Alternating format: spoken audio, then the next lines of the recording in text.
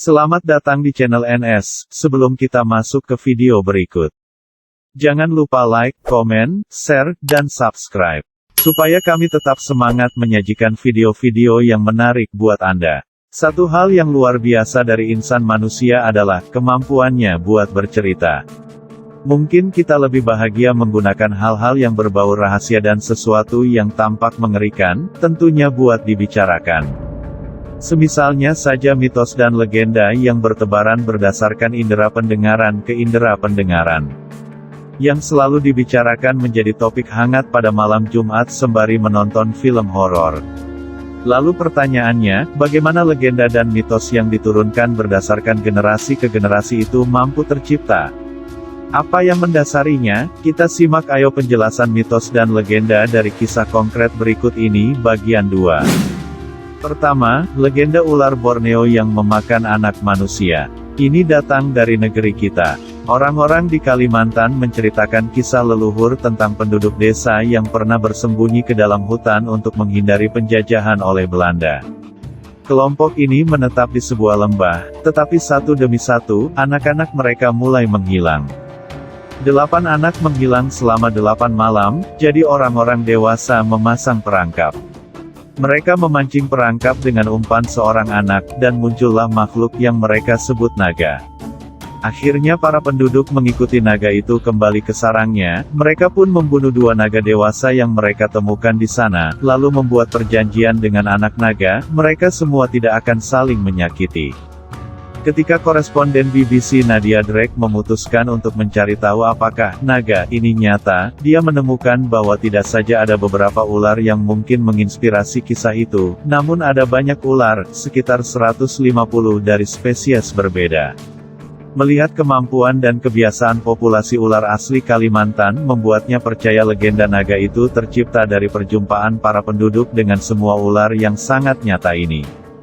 Ketika Nadia bertanya kepada pemandu tentang ular Kalimantan mana yang paling mematikan, jawabannya adalah tidak ada perbedaan di antara mereka.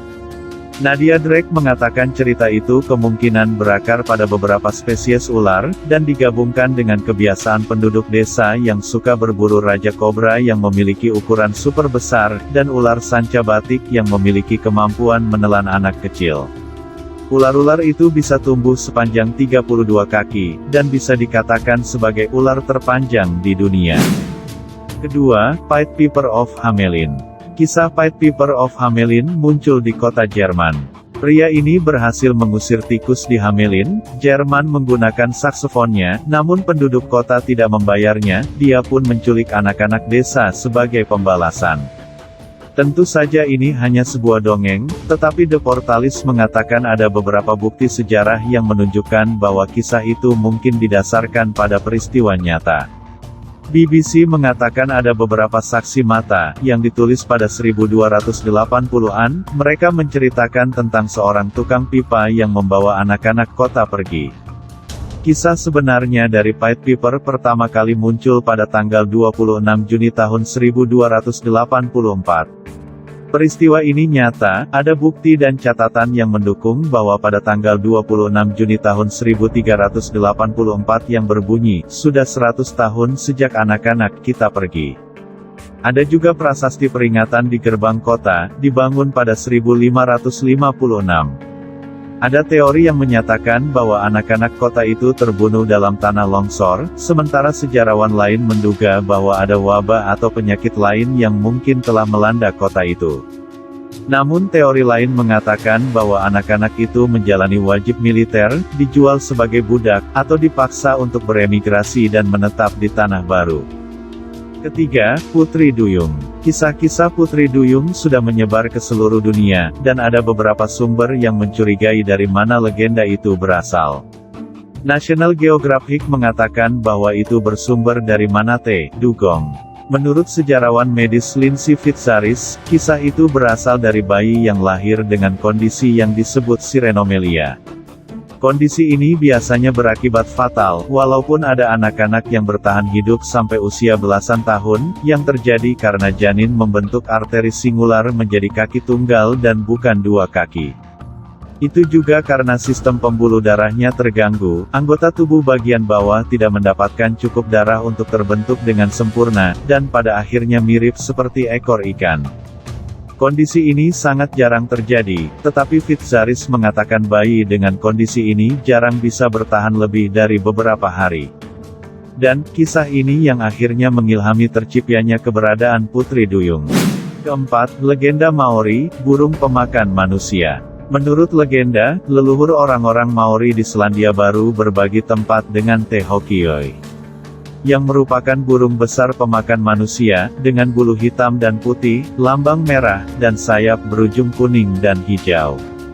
Kisah burung dan kegemarannya terhadap daging manusia, diberitahu kepada beberapa pemukim Eropa awal Selandia Baru, tetapi baru-baru ini para ilmuwan memastikan bahwa burung besar memang benar-benar ada.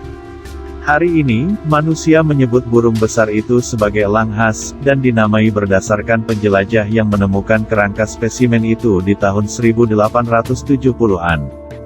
Teknologi maju bisa menganalisis tulang dan mengetahui kemampuan yang dimiliki makhluk itu ketika masih hidup. Menurut Paul Scofield, kurator vertebrata di Museum Canterbury, mengatakan, itu setara dengan singa. Elang memiliki lebar sayap hampir 10 kaki, beratnya sekitar 40 pon, dan bisa menyelam dengan kecepatan hingga 50 mil per jam. Ia berburu moa, sejenis burung besar yang mirip dengan burung unta, tetapi jauh lebih besar. Moa berbobot sekitar 550 pound dan tingginya sekitar 8 kaki.